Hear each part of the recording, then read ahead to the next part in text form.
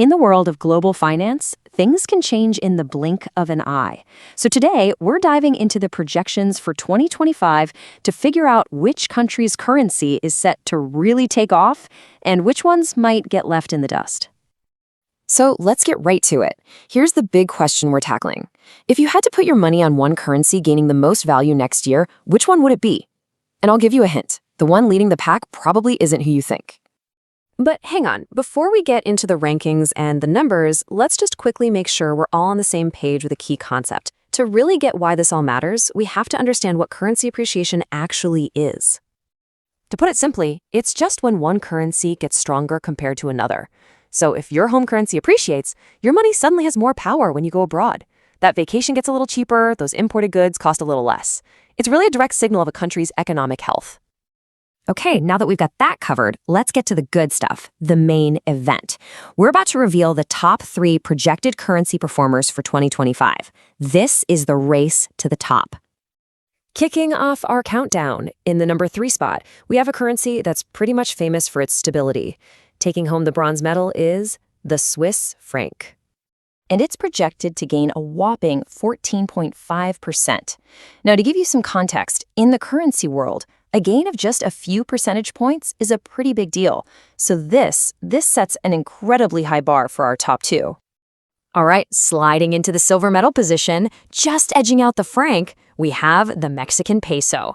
You know, it's been on such a remarkable streak lately, really powered by strong trade and a whole lot of investor confidence. The projection for the peso comes in at a really powerful 15.6%. That's more than a full percentage point higher than the Swiss franc, which tells you there's some serious momentum and global confidence behind Mexico's economy right now. But here's where the story gets really wild. The gap between second place and first place, it's just huge. The winner isn't just leading this race, they are absolutely blowing the competition away. Any final guesses? The number 1 projection for 2025 is an absolutely staggering 20.2%. Just let that number sink in for a second. That's not just a gain, that's a massive, monumental jump in value that just dwarfs the other incredible numbers we've already seen. And the currency that's expected to pull off this incredible performance is the Swedish krona. Just a powerhouse showing that puts it at the very, very top of our list. And when you see it on a chart like this, it really puts that dominance into perspective, doesn't it? Just look at that gap between the krona and the other two. It's not just winning, it's playing in a totally different league. It's a blowout. But of course, the story doesn't just stop with the top 3. Let's take a look at that next group of currencies, what we're calling the middle of the pack, because they are still putting up some seriously strong numbers.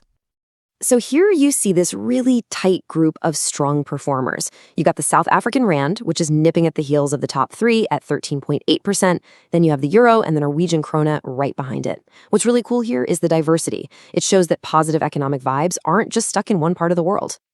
Okay, so now let's zoom out and get the complete picture. To give you all the context, let's look at the entire list from our number 1 performer all the way down to the bottom. This full ranking really shows you the incredible range of expectations we're dealing with. I mean, you go from the Swedish krona's incredible 20.2% projected gain, and then you scroll all the way down to the other end. Take a look at the bottom. The Japanese yen is only expected to gain 0.3%. The difference between the top and the bottom is just massive. So yeah, these are some fascinating numbers for sure. But what does it all mean in the real world? Why should we actually care about any of this? Let's talk about the global impact. I think this image really says it all, right? On one side, you have an economy that's poised for this huge boost in its buying power.